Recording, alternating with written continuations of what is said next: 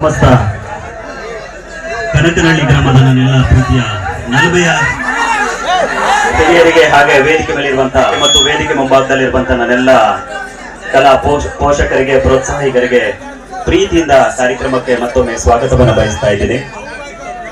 ಇವತ್ತು ವಿಶೇಷವಾಗಿ ಆಂಧ್ರ ಪ್ರದೇಶದಲ್ಲಿ ಕರ್ನಾಟಕದ ಒಂದು ಬುಕ್ ಬಿಡುಗಡೆ ಆಗಿದೆ. ಇದೊಂದು ಹೆಮ್ಮೆ ಪಡುವಂತ ವಿಚಾರ. ಯಾಕೆಂದ್ರೆ ನೀವೆಲ್ಲರೂ ಕೂಡ ತುಂಬಾ ಕುತೂಹಲವಾಗಿ ಕಾಯ್ತಾ ಇರೋದಿಷ್ಟೇ, ಪ್ರೇಮಾಭಿಷೇಕ ಅರ್ಥಾತ್ ದುಷ್ಟರ ದೌರ್ಜನ್ಯ ಅನ್ನುವಂತ ನಾಟಕ ನೋಡ್ಬೇಕು ಅಂತ ಹೇಳಿ. ನಾವು 2 ನಿಮಿಷದಲ್ಲಿ ಮಾತನ್ನ ಮುಗಿಸಿ ಹೋಗ್ತಾ ಇದ್ದೀನಿ. ಕಾರಣ ಇಷ್ಟೇ, ಈ ಪುಸ್ತಕವನ್ನ ಬರೆದಿರುವಂತ ಕೇಟಿಹಳ್ಳಿ ನಾಗರಾಜ್ ಅವರು ಪಾವುಗಡ ತಾಲೂಕಿನ ಗಡಿ ಗ್ರಾಮದವರು 30 ವರ್ಷಗಳ ಹಿಂದೆ ಕಲಾ ಸೇವಾ ವೃತ್ತಿಯನ್ನ ಆರಂಭ ಮಾಡ್ತಾರೆ. ನಾನು ಈ ಒಂದು ನಾಟಕವನ್ನ ಏನು ನಿರ್ದೇಶನ ಮಾಡಿದ್ದಾರೆ ಆ ಕೇಟಿಹಳ್ಳಿ ನಾಗರಾಜ್ ಅವರ ಬಗ್ಗೆ ಮಾತಾಡ್ತಾ ಇದ್ದೀನಿ. ಆ ಗುರುಗಳ ಬಗ್ಗೆ ಮಾತಾಡ್ಲಿಕ್ಕೆ ಹೊರಟಿದ್ದೀನಿ. 30 ವರ್ಷಗಳ ಹಿಂದೆ ಕಲೆಯನ್ನ ಆರಾಧಿಸಲಿಕ್ಕೆ ಹೊರಟಂತ ವ್ಯಕ್ತಿ ಬೆಂಗಳೂರನ್ನ ಹರಿಸಿ ಹೋಗ್ತಾರೆ. ಅಷ್ಟೊಂದ್ ಕಡೆ ಕನ್ನಡ ಚಿತ್ರರಂಗದಲ್ಲಿ ಅವರು ಒಂದಷ್ಟು ಪಾತ್ರವನ್ನ ಮಾಡ್ಲಿಕ್ಕೆ ಮುಂದೆ ಹಾಕ್ತಾರೆ, ಹಾಡನ್ನ ಹಾಡ್ಲಿಕ್ಕೆ ಮುಂದೆ ಹಾಕ್ತಾರೆ.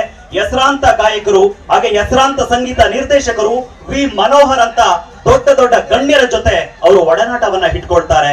ಒಂದು ಗಾಂಧಿನಗರದಲ್ಲಿ ಅವ್ರದ್ದೇ ಆದಂತ ಒಂದು ಪಯಣ ಶುರುವಾಗುತ್ತೆ. ಉತ್ತಮ ಹಾಡುಗಾರರು, ಉತ್ತಮ ಬರಹಗಾರರು, ಉತ್ತಮ ಒಬ್ಬ ಲೇಖಕರು, ರಚನೆಕಾರರು, ಪುಸ್ತಕ ರಚನೆ ಮಾಡುವಂತ ಅಷ್ಟು ಇರುವಂತ ವ್ಯಕ್ತಿ ಯಾರು ಅಂದ್ರೆ ಅದು ಕೇಟಿಹಳ್ಳಿ ನಾಗರಾಜ್ ಅವರು ಅಂದ್ರೆ ತಪ್ಪಾಗಲ್ಲ.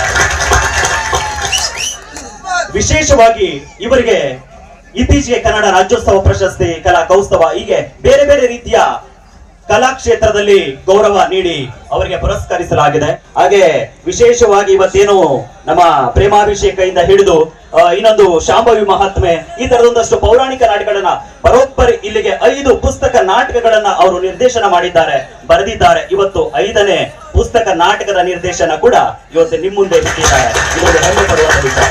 ಕೇವಲ ಆಂಧ್ರ ಪ್ರದೇಶ, ಕರ್ನಾಟಕ ಅಷ್ಟ ಅಲ್ಲದೆ ಬೇರೆ ಬೇರೆ ರಾಜ್ಯಗಳಲ್ಲೂ ಕೂಡ ಪ್ರದರ್ಶನಗೊಳ್ತಾ ಇದೆ.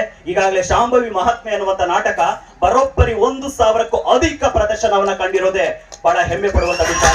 ಕರ್ನಾಟಕದಲ್ಲೂ ಮತ್ತು ಆಂಧ್ರದಲ್ಲೂ ನಾನು ಇದಕ್ಕೆ ಸೀಮಿತ ಆಗಿಲ್ಲ. ನಾಡಗೀತೆಗಳನ್ನ ಹಿಡಿದು ಭಾವಗೀತೆಯನ್ನ ಹಿಡಿದು ಸುಮಾರು 34 ಕ್ಯಾಸೆಟ್ಗಳನ್ನ 20 ವರ್ಷದ ಹಿಂದೆನೆ ರಚನೆ ಮಾಡಿದಂತ ಕೀರ್ತಿ ಕೇಟಿಹಳ್ಳಿ ನಾಗರಾಜ್ ಅವರಿಗೆ ಸೇರುತ್ತೆ. ಟಾಪ್ 10 ಹಾಡುಗಳಲ್ಲಿ ಭಾವಗೀತೆ ಅಂತ ಬರ್ತಾ ಇದ್ದದ್ದು ವಿಶೇಷವಾಗಿ ಕೊಲ್ಲುವುದಾದರೆ ಕೊಂದು ಬಿಡು, ಹೀಗೆ ಕಾಡಬೇಡ, ಗಾಯಗೊಂಡಿರುವ ಹೃದಯವಿದು ಚೆಲ್ಲಾಟವಾಡಬೇಡ, ಗೆಳತಿ ಓ ನನ್ನ ಗೆಳತಿ. ಈ ಹಾಡನ್ನು ಕೂಡ ಇವರೇ ಬರೆದದ್ದು, ಇವರೇ ಹಾಡಿದ್ದು. 20 ವರ್ಷಗಳ ಹಿಂದೆ ಈ ಹಾಡು ಜೀವಂತವಾಗಿದೆ. ಇವತ್ತು ಕೂಡ ಸಾಕಷ್ಟು ಸಿನಿಮಾಗಳಲ್ಲಿ ಹಾಡನ್ನ ಪರ್ಚೇಸ್ ಮಾಡ್ಕೊಂಡಿದ್ದಾರೆ. ಆ ಹೆಮ್ಮೆ ಕೂಡ ನಮ್ಮ ಕೇಟಿಹಳ್ಳಿ ನಾಗರಾಜ್ ಸರ್ ಅವರಿಗೆ ಸಲ್ಲುತ್ತೆ. ಅಷ್ಟಕ್ಕೆ ಸುಮ್ಮನಾಗದೆ ಭಕ್ತಿ ಗೀತೆಗಳನ್ನ ಮಾಡಿದ್ದಾರೆ. ಸ್ವಾರಮ್ಮನ ದೇವರಿಗೆ ಸಂಬಂಧಪಟ್ಟಂತ ಭಕ್ತಿ ಗೀತೆಗಳನ್ನ ರಚನೆ ಮಾಡಿದ್ದಾರೆ. ಪಟ್ಟನಾಯಕನಹಳ್ಳಿಯ ನಂಜಾವುದದ ಮಹಾ ಸಂಸ್ಥಾನ ಮಠದ ಆ ಒಂದು ದೇವರಿಗೆ ಸಂಬಂಧಪಟ್ಟಂತ ಭಕ್ತಿ ಗೀತೆಗಳನ್ನ ರಚನೆ ಮಾಡಿದ್ದಾರೆ.